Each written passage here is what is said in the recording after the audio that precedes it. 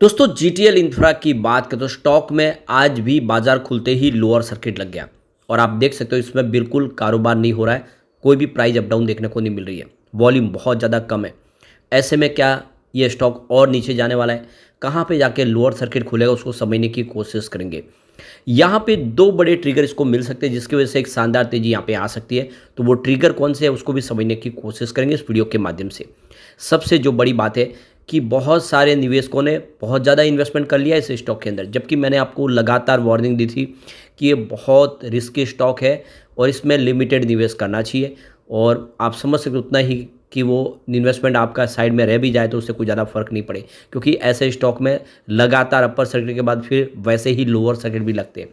तो यहाँ पे कुछ अपडेट है जिसको इस वीडियो के माध्यम से डिस्कस करेंगे। ये लोअर सर्किट क्यों शुरू हुआ उसके पीछे की वजह को भी समझेंगे और आने वाले समय इन्वेस्टर के लिए क्या रास्ते हैं उसको भी समझेंगे। लेकिन फ्रेंड, उससे पहले अगर आप पहली बार हमारे चैनल पे आए तो चैनल को सब्सक्राइब कर दीजिए, एक बेल आइकॉन दबा दीजिए ताकि जब भी नया वीडियो बने पहला नोटिफिकेशन आपको मिले। वीडियो पसंद आए तो लाइक से जरूर कीजिए। चलो फ्रेंड्स, वीडियो स्टार्ट करते हैं। मैं हूँ आपका दोस्त SB दवे और हमारे अपने चैनल ऑनलाइन कमाई में आपका बहुत बहुत स्वागत है। तो सबसे पहले आज के कारोबार की बात करें, सबसे पहले NSE की बात करें तो स्टॉक की शुरुआत 3.35 पर लोअर सर्किट के साथ हुई और यही दिन भर का लो हाई है। कल क्लोजिंग 3.53 पर हुई थी। अब आप देख सकते हो कि यहाँ पे कोई अप डाउन देखने को नहीं मिली, 5% का डायरेक्ट सर्किट लगा है।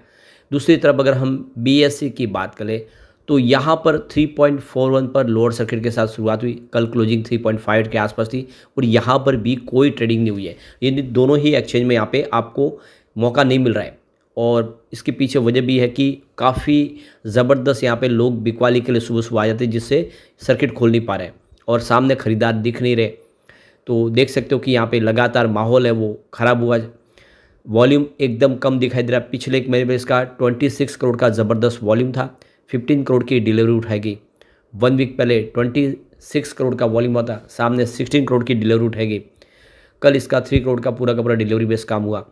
आज 1 करोड़ का ही वॉल्यूम है। इसका मतलब ये है कि ख़रीदार बहुत कम है यहाँ पे। और यहाँ पे देखो जीटीएल इंफ्रा फिलहाल ASM लिस्ट में शामिल है, परंतु अच्छी बात यह है कि फ़िलहाल ASM लिस्ट स्टेज 1 में ही इसको शिफ्ट किया गया है। अभी फ़िलहाल ये इसकी स्टेज को नहीं बढ़ाया गया है। ये एक तरह से राहत है सेबी की तरफ से इसको कि अभी भी भरोसा बना हुआ है।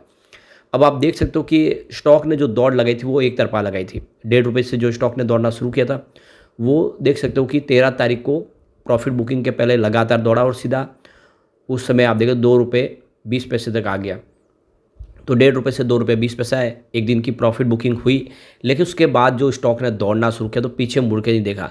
जो ₹2.20 के आसपास स्टॉक था वो लगातार अपर सेक्टर में ही दौड़ते हुए आप देख सकते हो कि सीधा 5 तारीख को करीब ₹4.20 10 के आसपास आ गया। यानी यूँ कह सकते हम कि इसने इन्वेस्टमेंट को डबल कर दिया लोगों के, यानी 20 दिन में आपके पैसे लगभग डबल हो गए। तो एक तरफा तेजी का माहौल बना और ये अपर सर्किट और भी आगे चल सकता था, लेकिन ऐसा हुआ नहीं। 8 तारीख से लोअर सर्किट का दौर शुरू हुआ जो अभी भी बदस्तूर जारी है। पिछले 4 ट्रेडिंग सेशन से इसमें लोगों को निकलने का मौका नहीं मिल रहा है, लगातार लोअर सर्किट लग रहे। तो आखिर क्यों लगा लोअर सर्किट? तो इसके पीछे वजह यह है कि 6 तारीख को जो जीटीएल इंफ्रा ने एक्सचेंज को जानकारी दी कि उन्होंने लोन डिफ़ॉल्ट कर दिया। जो बॉन्ड्स के जो रकम उनको चुकानी थी वो चुका नहीं पाए क्योंकि उनके पास पैसे की कमी है। और इस खबर ने यहाँ पे आग में घी डालने का काम किया। जैसे निगेटिव खबर निकल कर आई, जो लोग लगातार इसमें अपर सर्किट लगा रहे थे वो बिकवाली पे आ गए और सीधा यहाँ पे इस खबर ने माहौल बिगाड़ दिया और लग गए लोअर सर्किट और तब से लगातार लोअर सर्किट लग रहा है। तो ये क्लियरली समझ में आ रहा है कि अगर ये खबर ना आती तो हो सकता है कि इसको ऑपरेटर और ऊपर लेके जा सकते थे। ₹6 भी हो सकता है या फिर ₹7 भी हो सकता था। ऐसा हुआ नहीं क्योंकि एक निगेटिव खबर ने पूरा माहौल बदला। तो अब लोअर सर्किट लग रही है। ये लोअर सर्किट और भी लग सकते हैं। अब इसको 2 बड़े एक ट्रिगर का इंतजार है। जो ट्रिगर मिल गए तो फिर इसमें एक अच्छी तेज़ी फिर आ सकती है और स्टॉक कमाल कर सकता है। तो जो पहला ट्रिगर है बजट 2024-25 का बजट, 23 जुलाई को हमारी फाइनेंस मिनिस्टर निर्मला सीतारमण संसद में बजट पेश करेगी। इस सेक्टर को बहुत सारी उम्मीद है।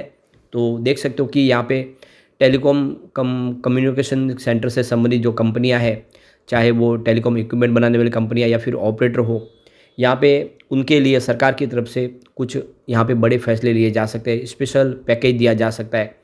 इसके अलावा देखिए, तो जो कंपनियों को लॉस है उसको लॉस को रिकवर करने के लिए सरकार की तरफ से यहाँ पे कुछ बड़े अनाउंसमेंट हो सकते हैं।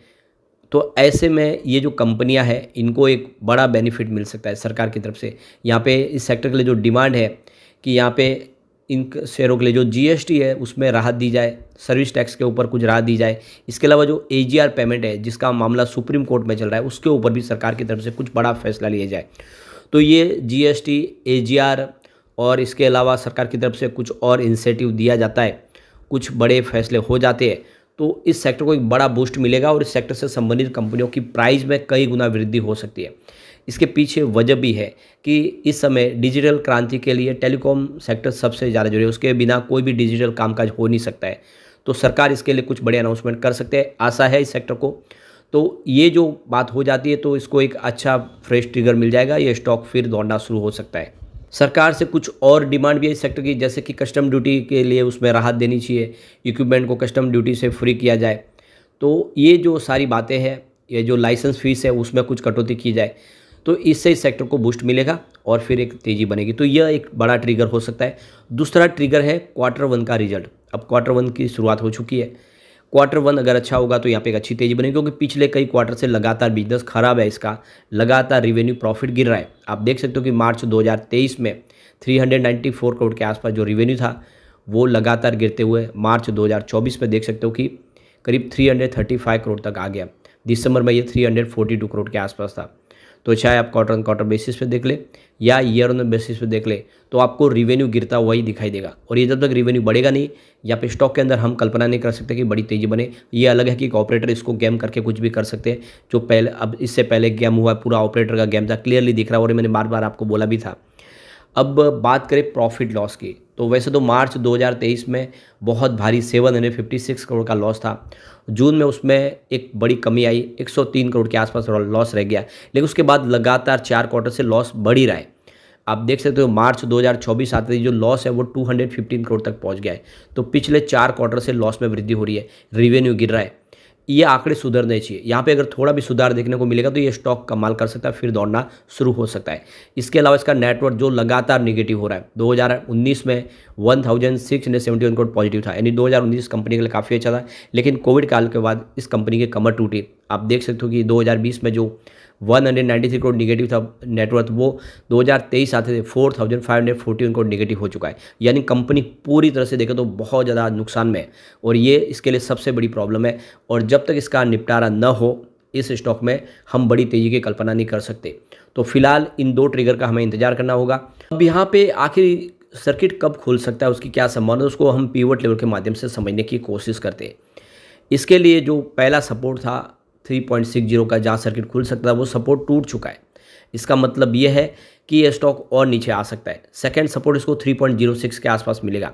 यानी अगर ये 3 रुपये 20 पैसे से लेकर 3 रुपये के आसपास सर्किट खुल जाता है तो अच्छी बात है। अगर ये सर्किट यहाँ पे नहीं खुला तो जो तीसरा सपोर्ट निकल के वो 2 रुपये 80 पैसे का, यानी 3 रुपये का लेवल भी टूट जाएगा। तो फिर 2 रुपये 80 पैसे पे तीसरा सपोर्ट दिखाई दे रहा है। ये सपोर्ट पे रह गया तब तो यहाँ से एक बाउंस बैक होगा, और ऐसा नहीं होता है तो फिर सीधा स्टॉक आपको 2 रुपये 50 पैसे तक जाता हुआ दिखाई देगा। लेकिन लग रहा है कि इससे पहले ही सर्किट खुल जाएगा, उतना नीचे स्टॉक नहीं जाएगा, क्योंकि जो 1.5 रुपये से स्टॉक ने दौड़ना शुरू किया था वो लगभग 2.5 रुपये तक तो चला ही गया था। तो 3 रुपये के आसपास तो सर्किट खुलने की पूरी उम्मीद यहाँ पे दिखाई दे रही है। अब पॉजिटिव माहौल बना तो देख सकते कि 4.40 का फर्स्ट रजिस्टेंस है इसके लिए, इसको पार करते ही स्टॉक 4.66 तक जा सकता है।